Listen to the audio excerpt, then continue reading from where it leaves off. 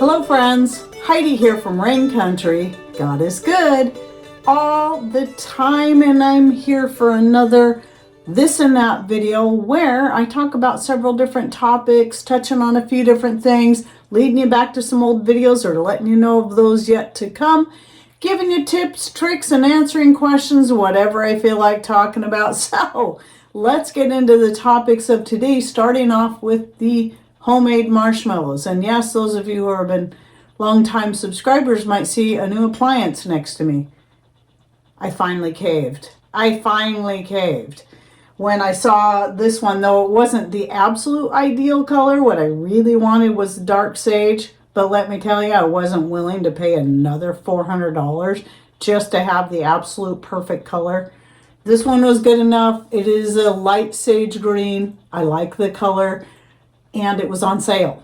So I saved about $130 getting this one through QVC of all places. I had never been there, ever. And out of curiosity, just went to check it out because I know people who buy from there. And the first thing that popped up was this one on sale. I would have paid more getting it on Amazon. So, as such, because I finally got one, the first thing I was going to do is make marshmallows again because I wanted to see how well it worked for that, because making homemade marshmallows with just a hand mixer is a lot more of a pain. I've done it before. I did it years ago. I've got a couple different pictures I can share with you. But I was really excited to try it with a stand mixer. And let me tell you, not only is it easier because you don't have to stand there and hold the mixer for 10 to 15 minutes.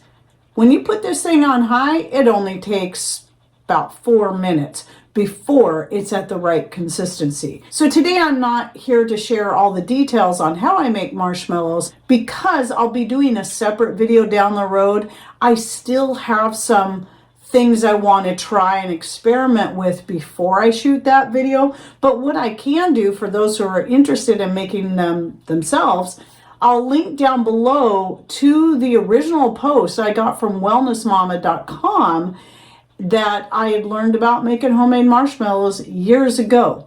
And yes, since I do grow marshmallow, I do use the marshmallow root in there. But to be honest, you can make these without having to use marshmallow root if you can't get a hold of it. It is a great way, though, to just add more nutrients to it. But to get a more firm marshmallow anyway, you have to use a gelatin. So I'm using the Azure Standard beef gelatin in this. So basically, you can make this with just like 4 ingredients. So you need water, you need your gelatin, you need your honey, sugar, organic cane sugar, or maple syrup, and then your flavoring. And that's really it. It's super simple for the most part. But I'll talk you through real quickly. Basically, if you're using the marshmallow root, you just steep the marshmallow root in a cup of about a tablespoon or so, in about a cup of hot water for at least 5 minutes. I let it sit for about 20. And then you take that and you divide it in half. You mix half of that with a 1/4 cup of gelatin and you put that in your bowl and you let it sit. Mix it in well and then just let it sit. It'll be probably mostly solid by the time you get back to it. The other half of that, it can just be plain water, by the way. It doesn't have to be marshmallow root tea, or it can be any other tea you want to make, maybe for the sake of flavor. And that gets mixed with 1 cup of whatever sugar you're going to use, be it honey, maple syrup, or organic cane sugar. Now, the first several batches I made with honey because that was what is in the recipe. And while I really like it, it does add a different flavor. You're not going to get so much of that classic flavor. So I did try making 1 batch with just using vanilla extract and organic cane sugar, and it worked just as good, and they turned out very good. And they taste more like your classic marshmallow.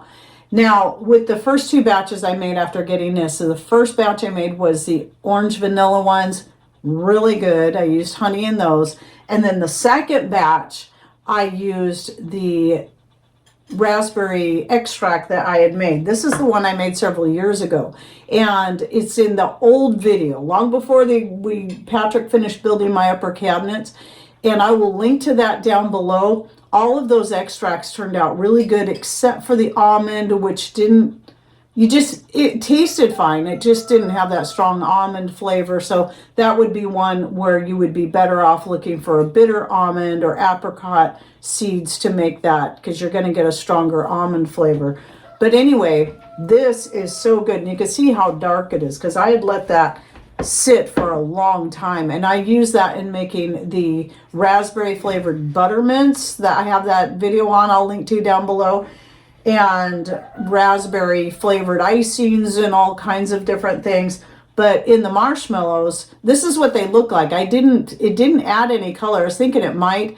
I should have added some beetroot powder to turn them pink if that's what you really wanted, but the flavor is still super good. Oh, and then I did try making some Rice Krispie treats using the homemade marshmallows, a second batch. The only problem I had with those is it made the Rice Krispies. They're not Rice Krispies. They're a brown crispy rice cereal, organic. I think it might have been Cascadian Farms. I don't remember which brand. I have two different ones. It made the crispy rice not crisp, so it was more soft. The flavor was still good, but you don't get that crunchiness you get typically. So that was a little odd. I might have to do a little more working with that to figure out how or why that happened. But at any rate, because I'm so thrilled with this raspberry extract, and I often forget I have it, and I'll be using it a lot more, I decided to go ahead and get another batch. So again, you can check out that video I'll be linking to down below on making flavored extracts, where I think I made 5 or 6 different ones, but the raspberry is my favorite. So I started another batch. Now in this case, I do use the organic freeze-dried raspberries I will occasionally get from Mother Earth products, because I like being able to use them in ways that I'm not going to use my fresh raspberries. However, it doesn't mean you can't use fresh raspberries to do this. And I'll probably eventually try it with fresh raspberries. Maybe next year. I've just always used dried things when I'm making my extracts, except for when I've made peppermint. And because of the solvent I'm using, which is a combination of glycerin and spiced rum. So I did a half and half blend for this, which it'll last forever. You don't have to worry about storing it in the fridge or anywhere else. Once it's fully extracted, I let it sit for months.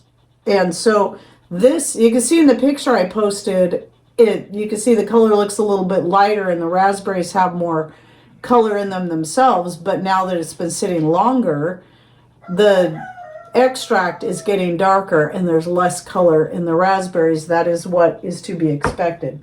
And eventually, so you can see the difference in darkness here, eventually it will get quite dark, but the color is still a reddish color. But anyway, a good way though, if you're flavoring something with the raspberry extract, but you're not getting enough of the color and you really want, like with the buttermints or with the marshmallows, and you're making different flavors and you really want to make it clear which one is which, well, simply adding a little beet juice powder is going to be the best one I get from Anthony's. So it's the juice from the beet that has then been dehydrated. The reason that one's better than beetroot powder is it's got a better color. It's more of a pinkish burgundy and not more brown, and you get a sweeter flavor and less of the rooty flavor. So that is really good to use as a food coloring. So moving on from there, I wanted to touch on something where last week I had a video that came out about making your own frou-frou coffees, basically. And I had a couple people asking me about the green coffee beans, and I have talked about this before, and I actually do have a small, I say small in comparison to the roasted coffee beans, I have stock of green coffee beans, organic ones that I got from Anthony's Goods on Amazon. And I have roasted some. I did a couple of different batches. And yes, the nice thing about that is you can get the roast you want. It's fairly easy to do. And it tasted great. Green coffee beans do have a much longer shelf life. They're not going to go rancid the way your roasted ones can, or at least they're less likely to. So for long-term storage, yeah, I do recommend getting some green coffee beans and then learning how to roast them yourself. I tried it just to know that I could figure out how to do it myself and was pretty happy with the results. Is it something I want to depend on right now? No, I just don't right now want to add another regular chore like that. But I know how to do it and I know I can. So I recommend giving it a try if you haven't tried it yet. Just find some organic green coffee beans wherever. I'll go ahead and link to the ones I got, but you might be able to find a better price somewhere else. I learned how to just do it with a saucepan watching one of Zach's videos from An American Homestead, which if I can find that video again, I'll try to remember to link it down below as well. And then another thing I wanted to bring up, this is something that just happened. I wasn't even going to talk about it today, but because I just discovered it yesterday. So some of you might know I have chickens. Right now I have a bunch of young roosters that we're going to be taking out soon, and I've decided they're all going to go. All of the new roosters are going to go after what I found yesterday. So I knew one of my, she's a couple years old, Buff Orpingtons, was the back of her neck was looking a little roughed up, and I knew that one of the young roosters was really liking her.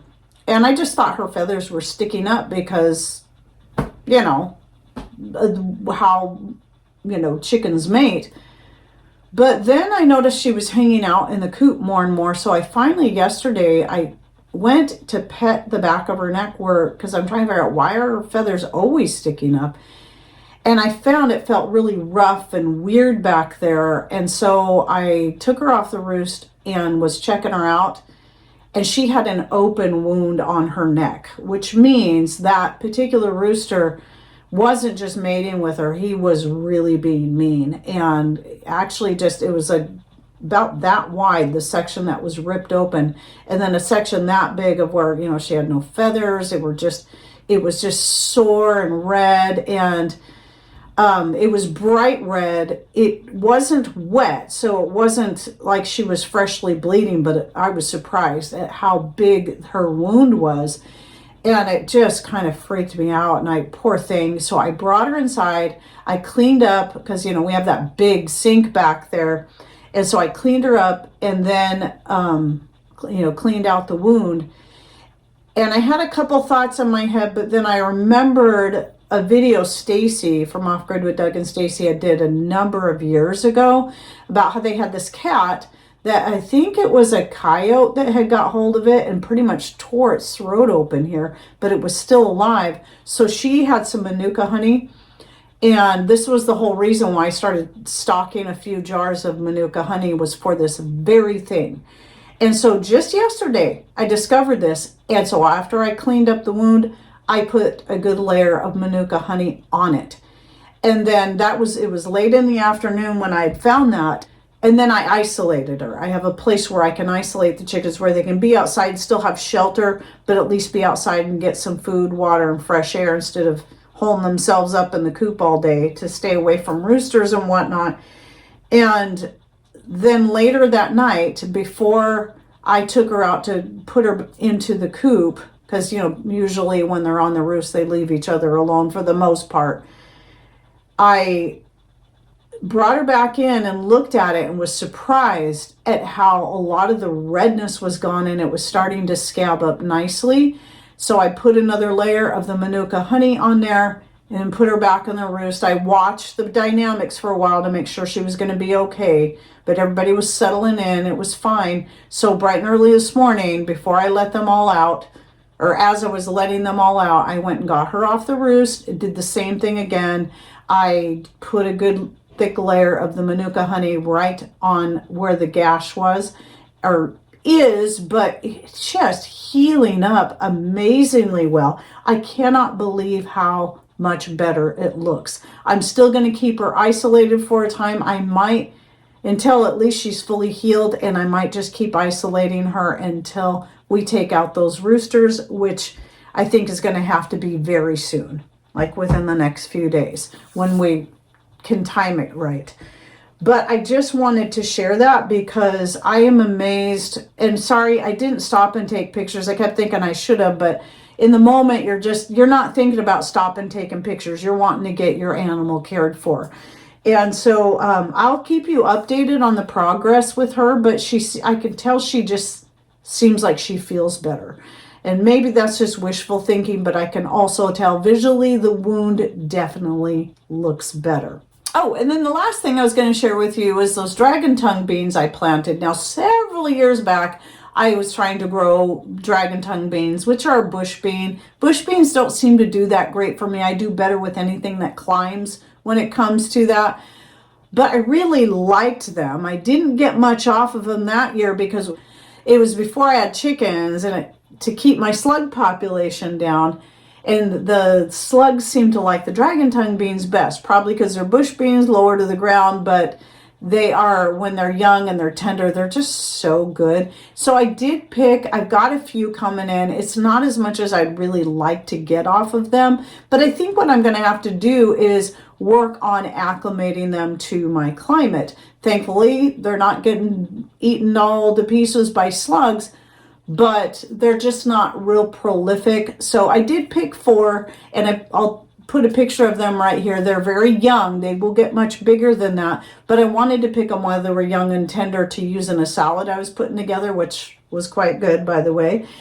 And then I'm going to leave the rest to mature so I can have them for seeds to plant next year, hoping they will do better now that they'll be more acclimated to our very wet and cooler climate, and see how well those do, because I do really like them. My runner beans, the scarlet and sunset runners are my favorites because they just simply do best for us. But I do still like mixing things up when I can. And one thing to know about the dragon tongue, even though they're actually a wax bean, so they're kind of a yellow with purple striations in them, but once you cook them, they just turn green, just the same way that purple potted beans do. So anyway, I just wanted to share that with you, a little garden update there. So anyway, don't forget to click on more or show more if you want to check out the videos and the links and other such information I'll be putting down there. And any thoughts, ideas you'd like to share, put those in comments. We love hearing more from you guys as well. Learn from each other. And thanks for watching. Take care and God bless.